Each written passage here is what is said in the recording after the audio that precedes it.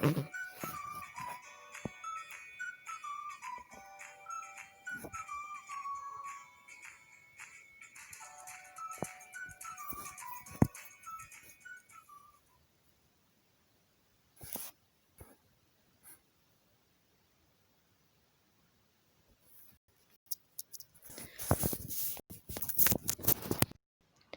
Everyone, welcome to our channel skill master. मैं हूँ प्रीति राठौर और आज हम ट्रेनिंग मैथोलॉजी की 3rd यूनिट करने वाले हैं, जो है analyse of syllabus and course construction. इससे रिलेटेड जितने भी क्वेश्चन बनते हैं या उस बुक में है, हमने सभी करने हैं। तो ये समथिंग 30+ क्वेश्चन है। ठीक है, तो चलिए हम इसको शुरू करते हैं और सारे के सारे आपके सीक्वेंस में लगाने वाले हैं, तो आपको थोड़ा सा टाइम लगेगा। तो आज मैं आपको थोड़ा सा ज़्यादा टाइम दूंगी, जिस क्वेश्चन में ज़्यादा टाइम लग सकते हैं। तो आपने बिल्कुल सही से क्वेश्चन पढ़ना है, सुनना है, समझना है और उसके बाद आंसर देना है, क्योंकि इस तरह के क्वेश्चन एग्जामिनेशन में काफ़ी हद तक देखने को मिलते हैं। ठीक है, तो चलिए बढ़ते हैं। आज का हमारा पहला क्वेश्चन है, शिक्षण चरण के क्रम निर्धारित करें। इसमें आपको स्टेप ऑफ टीचिंग को सीक्वेंस में लगाना है। फर्स्ट में है आपके पास एप्लीकेशन, सेकंड में है प्रेजेंटेशन, थर्ड में है टेस्ट एंड इवेल्युएशन और 4 है प्रेपरेशन।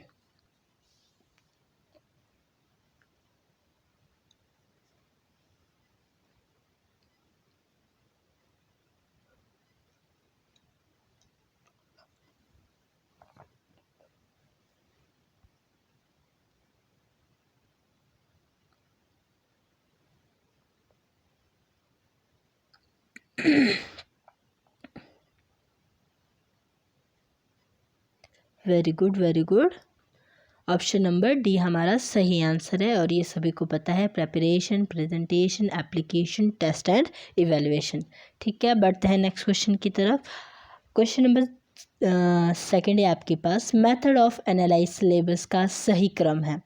जब आप अपने सिलेबस को एनालाइज करते हो तो उसके मेथड को सही तरीके से लगाने का कौन सा क्रम है।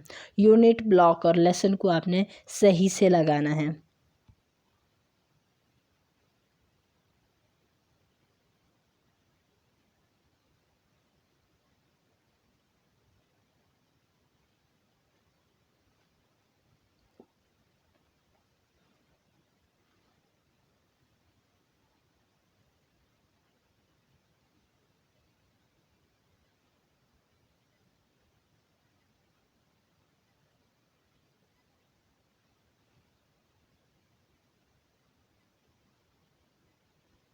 Very good, very good. Option number D हमारा सही आंसर हो जाएगा। सबसे पहले हम लेसन को एनालाइज करते हैं, उसके बाद यूनिट को एनालाइज करेंगे और उसके बाद ब्लॉक को एनालाइज करेंगे। ठीक है, बढ़ते हैं नेक्स्ट की तरफ। Basic element of skill is, option number A है टाइम, ऑप्शन नंबर बी है accuracy, option number C workmanship, option number D all of these.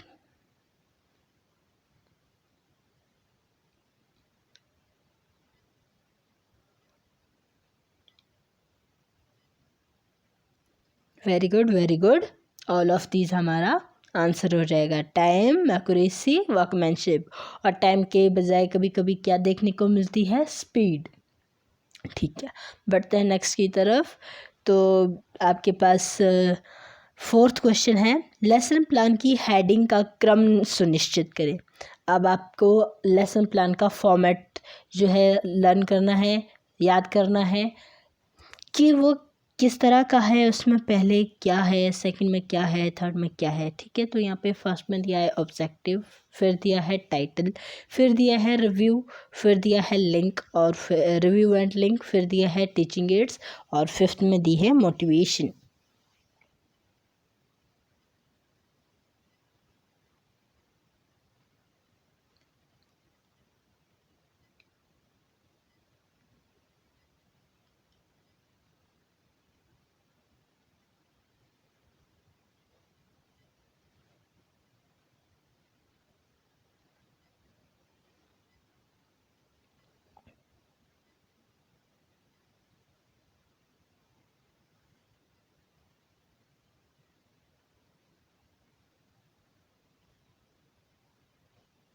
Very good very good. Option number B हमारा सही answer हो जाएगा कि सबसे पहले दिए होते हैं टाइटल, उसके बाद दिए होते हैं ऑब्जेक्टिव, उसके बाद दी होती है टीचिंग एड, उसके बाद दिया होता है रिव्यू एंड लिंक और उसके बाद दिए होते हैं आपका मोटिवेशन। चलिए देखते हैं लेसन प्लान फॉर्मेट को। अब देखिए यहाँ पे बड़े ध्यान से,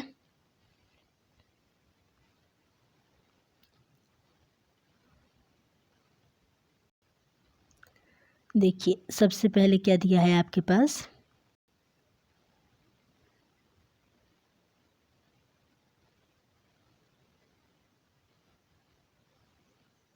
सबसे पहले दिया है आपके पास टाइटल, ठीक है। उसके बाद दिया है प्रेपरेशन के नीचे, देखिए सबसे पहले दिया है टाइटल, फिर दिया है ऑब्जेक्टिव, उसके बाद दी है टीचिंग एड्स और उसके बाद इंट्रोडक्शन आपकी स्टार्ट हो जाती है जिसमें आप रिव्यू करोगे, ठीक है, और उसके बाद मोटिवेशन करोगे। और यही हमारा क्वेश्चन था। देखिए कि लेसन प्लान की हेडिंग का क्रम सुनिश्चित कीजिए कि सबसे पहले कौन आएगा फिर कौन आएगा। तो सबसे पहले हमारा टाइटल आया, उसके बाद ऑब्जेक्टिव आए, उसके बाद टीचिंग एड आई, उसके बाद रिव्यू आया और लास्ट में मोटिवेशन किया, ठीक है। ये था हमारा लेसन प्लान का फॉर्मेट जिसको हमने लर्न किया और हमारे क्वेश्चन से ये रिलेटेड था। तो चलिए बढ़ते हैं नेक्स्ट की तरफ। स्टेप ऑफ क्वेश्चन का सही क्रम है, ये क्वेश्चन बार बार रिपीट किया जाता है और काफ़ी ज़्यादा इंपॉर्टेंट है। तो देखिए पहले में ask, second call, third pause, 4 response, 5 listen और 6 है रिपीट। ऑप्शन नंबर ए बता रहा है 1 3 2 4 5 6। ऑप्शन नंबर बी बता रहा है 1 2 3 5 4 6। ऑप्शन नंबर सी बता रहा है 1 3 2 5 4 6। ऑप्शन नंबर डी बता रहा है 1 3 5 4 2 6।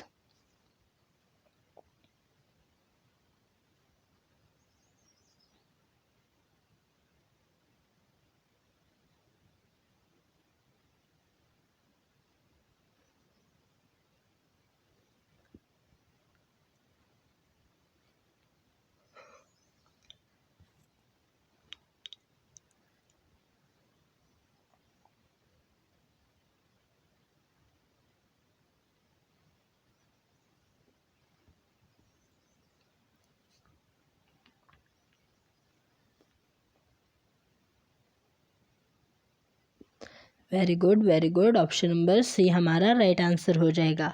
सबसे पहले आस्क, फिर पॉज, फिर कॉल, फिर लिसन, फिर रिस्पॉन्स और फिर रिपीट। ये है हमारे स्टेप ऑफ क्वेश्चनिंग। जब हम क्वेश्चनिंग करते हैं तो सबसे पहले हम क्वेश्चन पूछते हैं, ठीक है, उसके बाद पॉज करते हैं, उसके बाद अपने जो स्टूडेंट होते हैं उनका नाम लेते हैं, उनको कॉल करते हैं, ठीक है। उसके बाद उनको सुनते हैं कि उन्होंने हमें कैसा आंसर दिया। उसके बाद हम रिस्पॉन्ड करते हैं कि आपने अच्छा आंसर दिया या गलत आंसर दिया, ठीक है। और उसके बाद हम उस क्वेश्चन को रिपीट करते हैं। ये था हमारा सही क्रम। तो चलिए एक बार इसको फिर बोल देते हैं। सबसे पहले आएगा आपका आस्क, फिर आएगा पॉज, फिर आएगा कॉल, फिर आएगा लिसन, फिर आएगा रिस्पॉन्स और फिर आएगा रिपीट। ये था हमारा 5th क्वेश्चन। बढ़ते 6th क्वेश्चन की तरफ। क्वेश्चन नंबर 6 है, step of learning the skill is participation, observation, imitation, repetition. इसको आपने जो आपकी स्किल को सीखने की स्टेप है उसको आपने क्रम में लगाना है, सीक्वेंस में लगाना है। ऑप्शन नंबर ए बता रहा है 2 1 3 4। ऑप्शन नंबर बी बता रहा है 4 3 1 2। ऑप्शन नंबर सी बता रहा है 2 1 4 3 और ऑप्शन नंबर डी बता रहा है 4 3 2 1।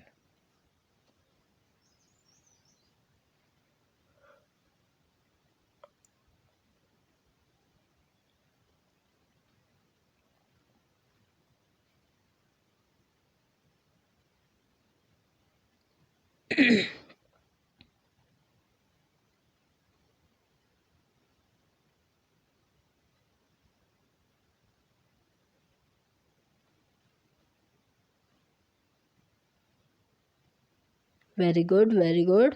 ऑप्शन नंबर ए हमारा राइट आंसर हो जाएगा।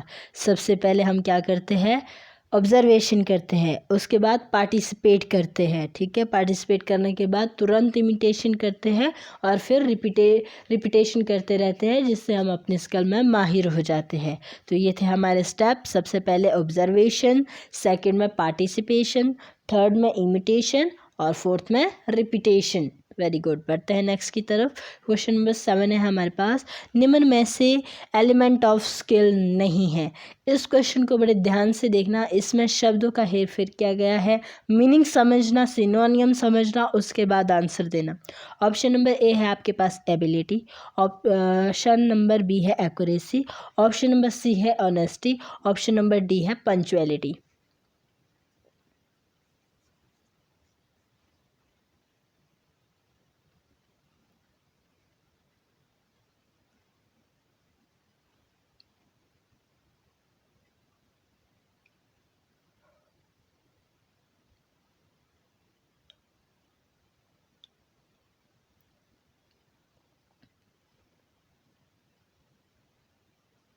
Very good, very good. तो इसमें से कौन सा एलिमेंट नहीं है आपकी स्किल का? Option number C honesty. Honesty को हमने नहीं पढ़ा है एलिमेंट ऑफ स्किल। तो अब आप बोलेंगे कि मैम इसमें से तो कोई भी नहीं है, सिर्फ एक्यूरेसी ही है। तो देखिए, एबिलिटी में हम किसको कवर कर सकते हैं? अपनी वर्कमैनशिप को कर सकते हैं, ठीक है। और एक्यूरेसी तो होती ही है। और फिर आ गई पंक्चुअलिटी। पंक्चुअलिटी मतलब स्पीड, टाइम कवर कर सकते हैं ना। बट ऑनेस्टी तो किसी के साथ हम लिंक नहीं कर सकते, किसी का सिनोनियम नहीं हो सकता। तो अब इसके अकॉर्डिंग हमारा आंसर क्या हो जाएगा? ऑनेस्टी हो जाएगा। चलते हैं नेक्स्ट की तरफ। क्वेश्चन नंबर 8 है हमारे पास, sequence of remembering the demonstration plan is tell, let them do, show, guide, correct, evaluation. अब आप अपनी डेमोन्स्ट्रेशन को किस तरह से रिमेंबर करते हो, उसको अपने सीक्वेंस में लगाना है। ऑप्शन नंबर ए बता रहा है 2 1 3 5 4 6, ऑप्शन नंबर बी बता रहा है 1 2 3 5 4 6, ऑप्शन नंबर सी बता रहा है 1 3 2 6 5 4, ऑप्शन नंबर डी बता रहा है 1 3 2 5 4 6।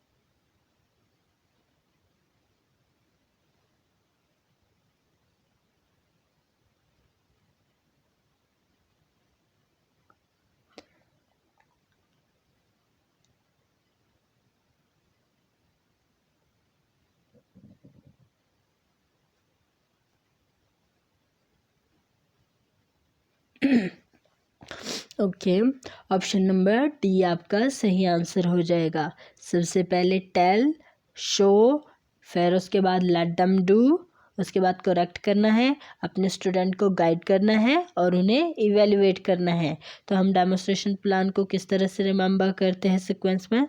सबसे पहले बोलेंगे, उसके बाद उन्हें शो करेंगे, शो करने के बाद हम डेमोन्स्ट्रेशन को करेंगे, ठीक है। सबसे पहले हमने बोला, उसके बाद शो किया अपने ट्रेनिंग को, उसके बाद हमने किस तरह से किया है वो चीज़ भी उन्हें बताएंगे, उसके बाद करेक्ट करेंगे, जो भी उनके पास गलती हो रही है उसको हम गलत जो है उसको सही कर देंगे, उनको गाइड करेंगे उसके बारे में, और उसके बाद अपनी ट्रेनिंग को इवेल्युएट करेंगे। तो ये हो गया हमारा डेमोन्स्ट्रेशन प्लान का सीक्वेंस, ठीक है। तो ये भी एग्जामिनेशन में पूछा जा सकता है, तो इसको भी बड़े ध्यान से देखना। और आज जल्दी आंसर देने की ज़रूरत नहीं है, क्योंकि सीक्वेंस में लगाने में थोड़ा सा टाइम लग जाता है। तो चलिए बढ़ते हैं नेक्स्ट की तरफ। क्वेश्चन नंबर 9 है हमारे पास, निम्न में से एलिमेंट ऑफ कम्युनिकेशन नहीं है। ऑप्शन नंबर ए है source, option number B message, option number C air, option number D receiver.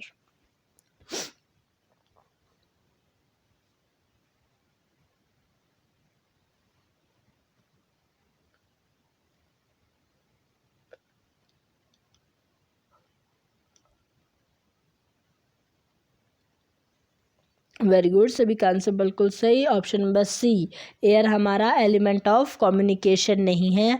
बाकी सोर्स भी है, मैसेज भी है और रिसीवर भी है। सबसे पहले मैसेज, फिर सोर्स और उसके बाद रिसीवर आएगा और हमारी कम्युनिकेशन कंप्लीट होती जाएगी, ठीक है। बढ़ते हैं नेक्स्ट की तरफ। निम्न में से कौन सा ऑडियो ऐड नहीं है? ऑप्शन नंबर ए है tape recorder, option number B है चार्ट, ऑप्शन नंबर सी है रेडियो और ऑप्शन नंबर डी है रिकॉर्ड प्लेयर।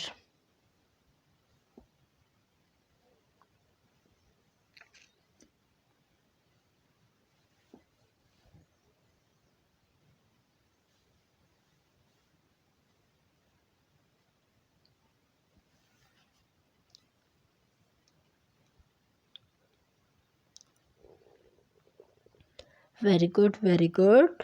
तो चार्ट हमारा ऑडियो ऐड नहीं है, चार्ट सिर्फ हमारा विजुअल ऐड है, ठीक है।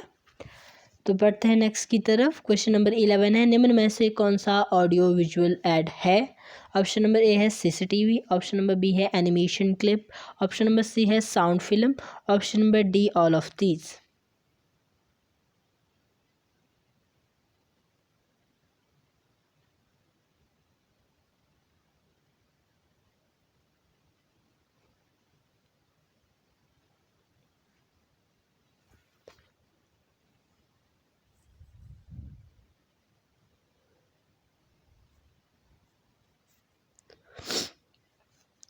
Very good very good, all of this हमारा आंसर हो जाएगा। सीसीटीवी भी हमारा ऑडियो विजुअल ऐड है, एनिमेशन क्लिप्स भी है, ठीक है। अगर उसमें हम साउंड को ऐड कर दे, और साउंड फिल्म तो है ही ऑडियो विजुअल ऐड, तो इसलिए हमारा आंसर हो जाएगा ऑल ऑफ दिस। बढ़ते हैं नेक्स्ट की तरफ।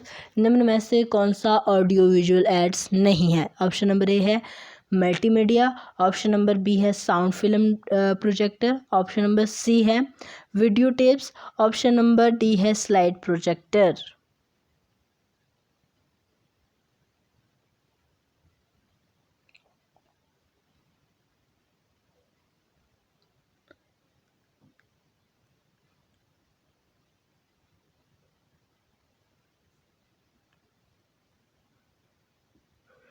Very good very good. जो हमारा स्लाइड प्रोजेक्टर है वो ऑडियो विजुअल ऐड नहीं है, वो भी सिर्फ विजुअल ऐड है, ठीक है। बढ़ते हैं नेक्स्ट की तरफ। क्वेश्चन नंबर 13 है, निम्न में से कौन सा विजुअल ऐड है? Option number A magnetic board, option number B chalk board, option number C overhead projector, option number D all of these.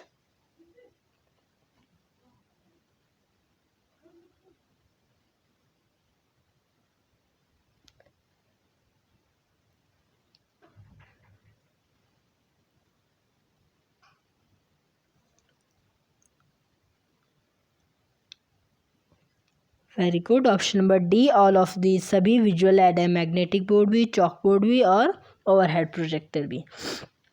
बढ़ते हैं नेक्स्ट की तरफ। क्वेश्चन नंबर 14 है, निम्न में से कौन सा विजुअल ऐड नहीं है? Option number A camera, option number B transparency, option number C multimedia, option number D photographs.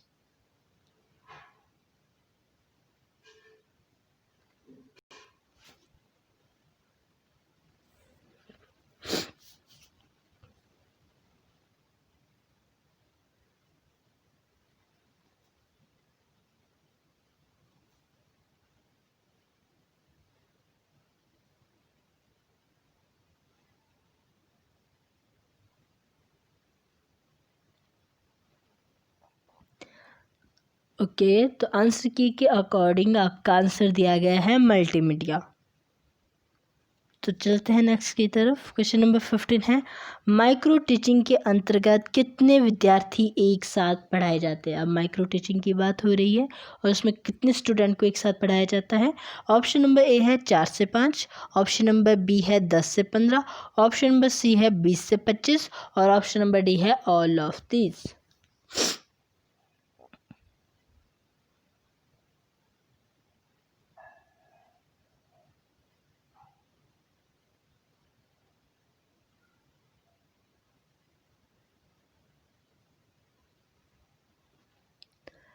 Very good very good. तो आपका ऑप्शन नंबर ए सही आंसर हो जाएगा, 4 से 5। देखिए यहाँ पे मैंने इसका आंसर ही नहीं बताया आपको कि निम्न में से मैंने बताया कि ऑप्शन के अकॉर्डिंग आंसर की के अकॉर्डिंग ऑप्शन नंबर सी बताया हुआ है कि मल्टीमीडिया हमारा विजुअल ऐड नहीं है। तो मल्टीमीडिया भी तो हम आपको दिखाई देती है, उसमें भी तो हमारे पास कोई रिटर्न में भी चीज़ें होती है, या फिर हमारे पास साउंड भी होती है, पिक्चर्स भी होती है, हर चीज़ तो होती है, ठीक है। विजुअल एड्स तो ये है, तो मेरे हिसाब से 14 का आंसर नन ऑफ दीज आना चाहिए, क्योंकि ये सभी तो विजुअल ऐड है, ठीक है। तो बढ़ते हैं नेक्स्ट की तरफ। क्वेश्चन नंबर 16 है हमारे पास, sequence of topic is. Topic का सिक्वेंस बताना है आपको कि कैसे होता है। ऑप्शन नंबर ए है knowing doing being, option number B है doing being knowing, option number C है बीइंग नॉलेज डूइंग और ऑप्शन नंबर डी है नन ऑफ दीज।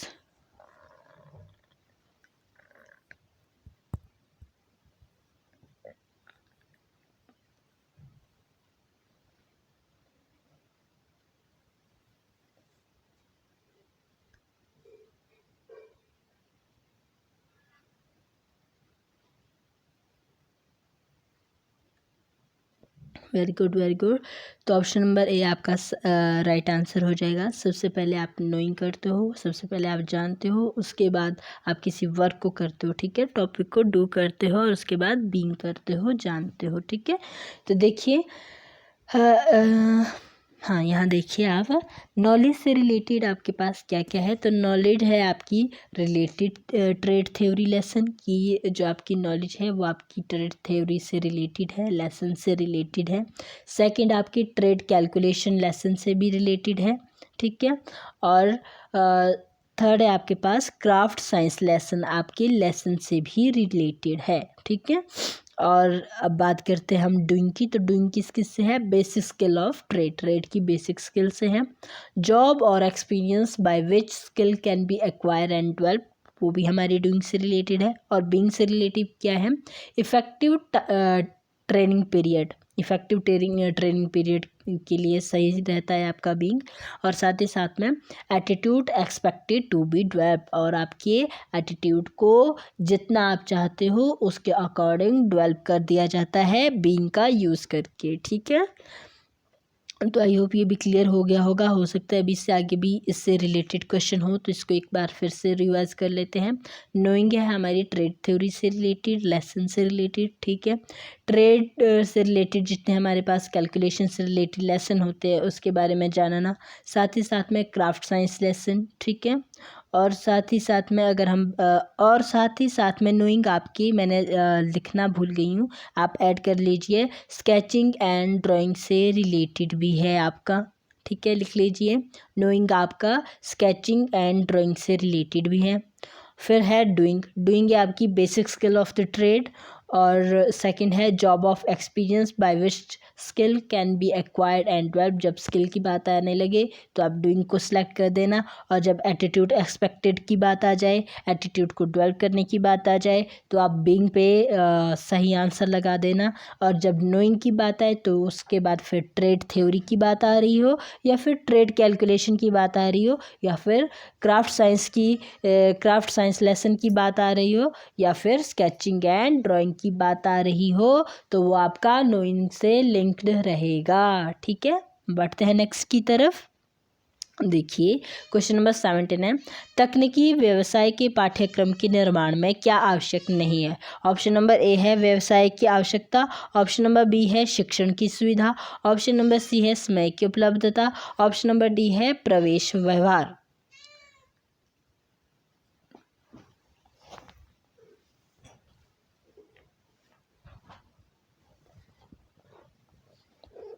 चुप।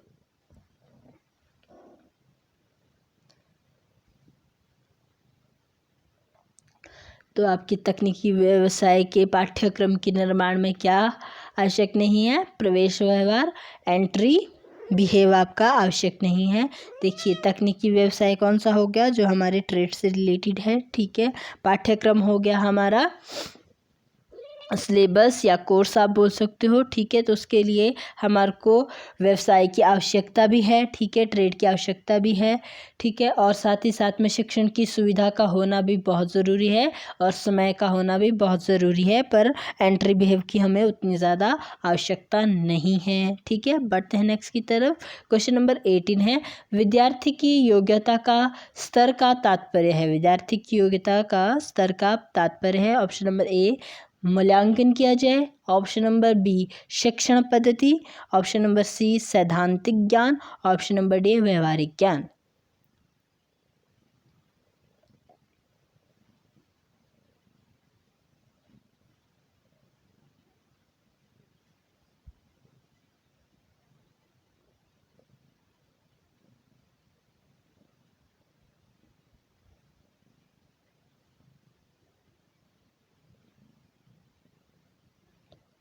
Very good very good. तो हम जो हमारे स्टूडेंट होते हैं उनकी योग्यता का स्तर किससे जानते हैं? तो हम जब उनका मूल्यांकन करते हैं, अपने स्टूडेंट को, अपने लर्नर को इवैल्यूएट करते हैं, उसके द्वारा हमें पता लगता है अपने ट्रेनिंग के स्तर का, अपने ट्रेनिंग के लेवल का, ठीक है। तो बढ़ते हैं नेक्स्ट की तरफ। क्वेश्चन नंबर 19 है, पाठ्यक्रम विश्लेषण का मुख्य उद्देश्य निम्न में से नहीं है। ऑप्शन नंबर ए क्या पढ़ना है, ऑप्शन नंबर बी क्या पढ़ाना है, ऑप्शन नंबर सी किस क्रम में पढ़ाना है, और ऑप्शन नंबर डी इनमें से कोई नहीं, none of these.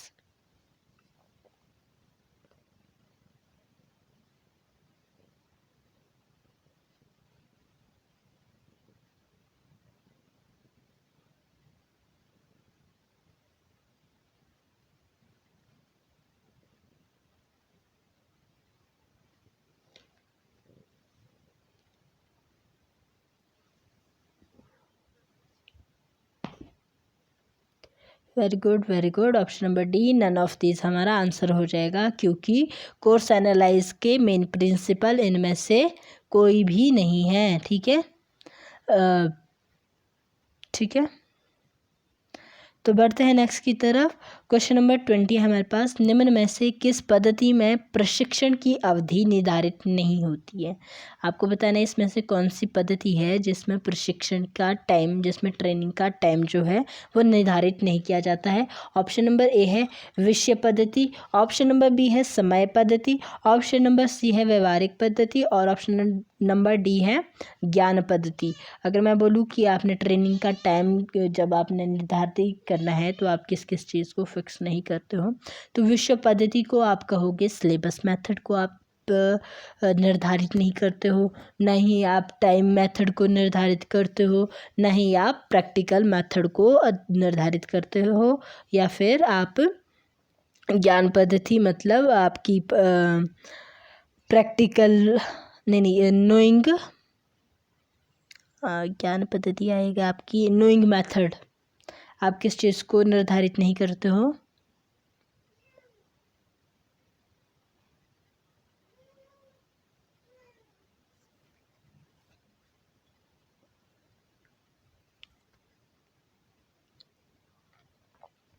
Very good, very good, जब आपने ट्रेनिंग का टाइम आपने फिक्स करना होता है तो आप उसमें विषय पद्धति को निर्धारित नहीं करते हो कि आपका जो सब्जेक्ट मेथड है वो क्या होगा। ठीक है, तो बढ़ते हैं नेक्स्ट की तरफ। क्वेश्चन नंबर 21 है, अनुसंधान कार्यों के लिए कौन सी पद्धति अपनाई जाती है। ऑप्शन नंबर ए है विषय पद्धति, ऑप्शन नंबर बी है समय पद्धति, ऑप्शन नंबर सी है व्यवहारिक पद्धति, और ऑप्शन नंबर डी है ज्ञान पद्धति।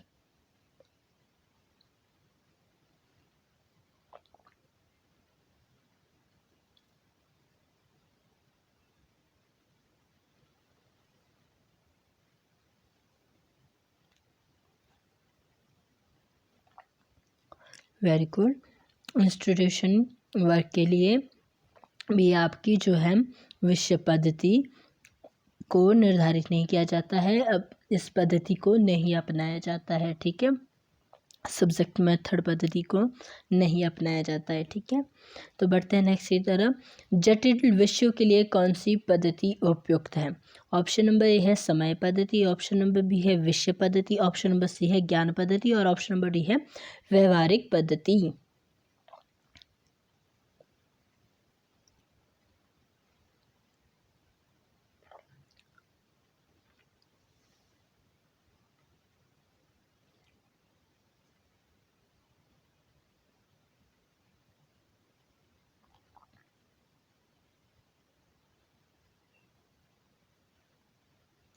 वेरी गुड, जो हमारे पास डिफ़िकल्ट सब्जेक्ट होते हैं उनके लिए कौन सी पद्धति प्रयुक्त नहीं है, उनके लिए भी विषय पद्धति उपयुक्त है। ठीक है, अगर हमने किसी विषय को किसी कॉम्प्लेक्स जो हमारे सब्जेक्ट हैं उसको करना है तो उसके लिए सबसे अच्छी जो पद्धति है वो हमारा सब्जेक्ट मेथड है। ठीक है, देखिए इससे रिलेटेड कितनी क्वेश्चन है, इसको हम एक बार फिर से रिवाइज कर देते हैं। सबसे पहले है 20 क्वेश्चन नंबर, निम्न में से किस पद्धति में प्रशिक्षण की अवधि का निर्धारित नहीं होता है, तो वो भी थी आपकी विषय पद्धति। फिर 21 थी आपके पास, अनुसंधान कार्यों के लिए कौन सी पद्धति अपनाई जाती है, तो वो भी थी आपके पास विषय पद्धति। ठीक है, विषय पद्धति को अपनाया जाता है अनुसंधान के कार्यों के लिए। ठीक है, और ऑप्शन क्वेश्चन नंबर 12 था, जटिल विषयों के लिए कौन सी पद्धति उपयुक्त है, तो जटिल विषयों के लिए भी थी आपकी विषय पद्धति उपयुक्त। और क्वेश्चन नंबर 23 था, निम्न में से कौन सी पद्धति में समय का बंधन नहीं होता है, तो ये भी थी आपकी विषय पद्धति। बढ़ते हैं नेक्स्ट की तरफ। क्वेश्चन नंबर 24 है, उद्देश्यों को लेकर व्यवसाय के अनुसार क्रमानुसार विषयों को दर्शाने के लिए कहते हैं option number A knowing, option number B doing, option number C sequence, option number D being. उद्देश्यों को लेकर व्यवसाय के अनुसार, ठीक है, क्रमानुसार विषयों को दर्शाने को क्या कहते हैं? अगर हम सीक्वेंस में किसी सब्जेक्ट को शो करते हैं तो उसे हम क्या कहेंगे?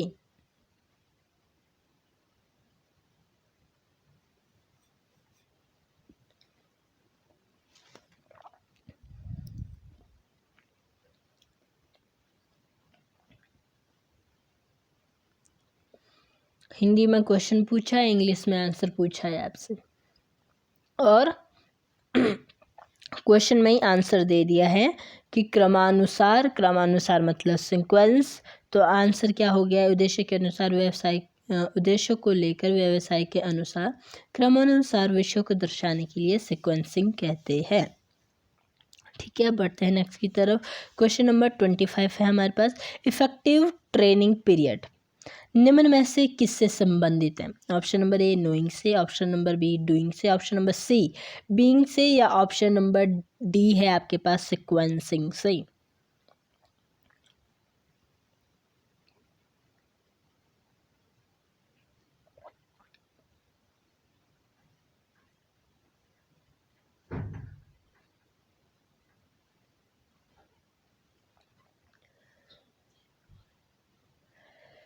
तो बीइंग से रिलेटेड है आपका इफेक्टिव ट्रेनिंग पीरियड, अभी अभी हमने पीछे पढ़ा भी था। ठीक है, तो चलिए बढ़ते हैं नेक्स्ट की तरफ। क्वेश्चन नंबर 26 है, रिलेटेड थ्योरी लेसन किससे संबंधित है? ऑप्शन नंबर है knowing, option number B doing, option number C being, option number D none.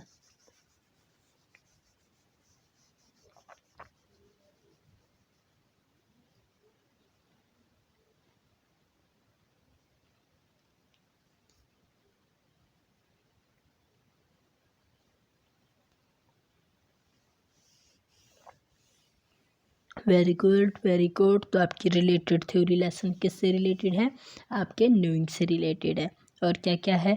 आपके ट्रेड की कैलकुलेशन, ठीक है, आपकी ट्रेड की साइंस लेसन, ठीक है, साथ ही साथ में नोइंग से और क्या है? स्केचिंग एंड ड्राइंग भी आपकी नोइंग से रिलेटेड है। डूइंग से है आपकी स्किल, बीइंग से है आपका एटीट्यूड या इफेक्टिव ट्रेनिंग पीरियड। ठीक है, तो क्वेश्चन नंबर 27 है, बेसिक स्किल ऑफ ट्रेड किससे संबंधित है? ऑप्शन नंबर ए क्या knowing, option number B doing, option number C being, option number D none.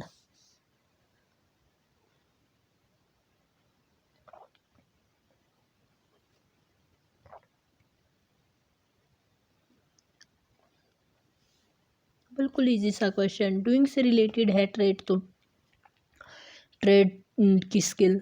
ठीक है, बढ़ते हैं नेक्स्ट की तरफ। क्वेश्चन नंबर 28 है, प्रशिक्षण का कार्य तब तक पूरा नहीं होता जब तक, ऑप्शन नंबर ए संवेदना का या प्रभाव ना हो, ऑप्शन नंबर बी क्रियात्मक प्रक्रिया ना हो, ऑप्शन नंबर सी मूल्यांकन ना हो, ऑप्शन नंबर डी प्रस्तुतिकरण ना हो।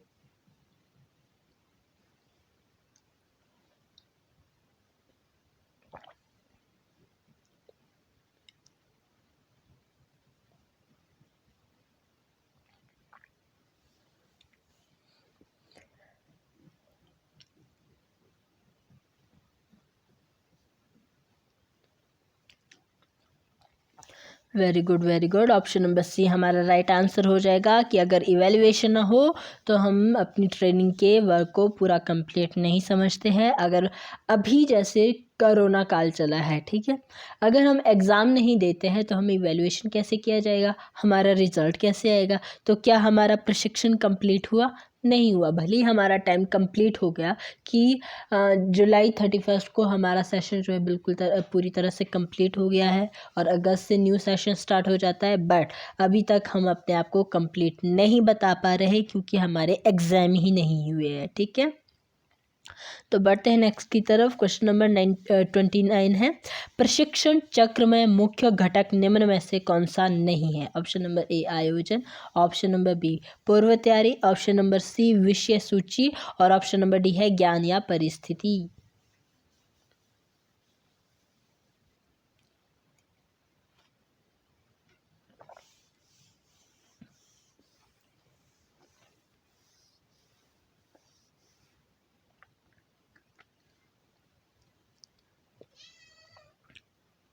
Very good, option number D आपका राइट आंसर हो जाएगा। ज्ञान या परिस्थिति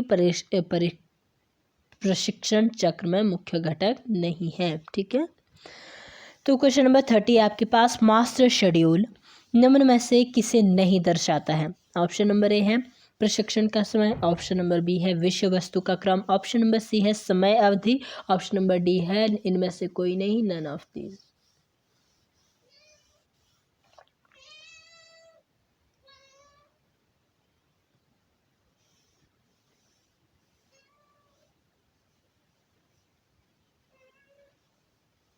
वेरी गुड, जो आपका मास्टर शेड्यूल होता है वो इनमें से किसी को भी नहीं दर्शाता है, ना आपके प्रशिक्षण को टाइम को, ना आपके विषय वस्तु के क्रम को, ना आपकी समय अवधि को। ठीक है, तो बढ़ते हैं नेक्स्ट की तरफ।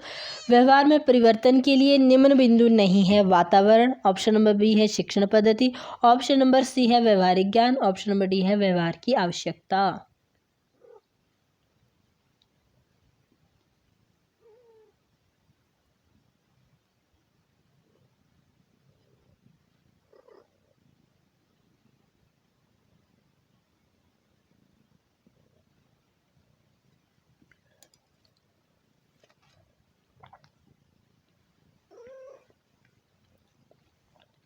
Very good, option number D आपका राइट आंसर हो जाएगा। व्यवहार में परिवर्तन के लिए व्यवहार की आवश्यकता नहीं होती है, बल्कि वातावरण, आपकी शिक्षण पद्धति या व्यवहारिक ज्ञान आपके व्यवहार को, आपके बिहेव को चेंज कर सकता है। ठीक है, बढ़ते हैं नेक्स्ट की तरफ। क्वेश्चन नंबर 32 है, पाठ्यक्रम का सबसे छोटा अनुदेशीय भाग है?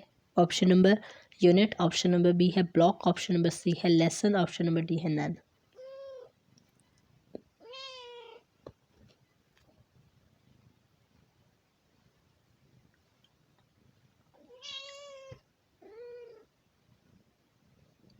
वेरी गुड, सबसे छोटा कौन सा है? हमारा लेसन है। वेरी गुड,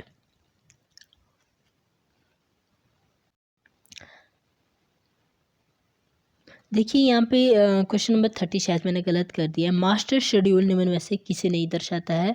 तो वो आपके प्रशिक्षण के समय को नहीं दर्शाता है, बाकी आपके विषय वस्तु को भी बताएगा और साथ ही साथ में आपकी समय अवधि को भी बताएगा। ठीक है, तो 30 का आंसर आपके पास ए है।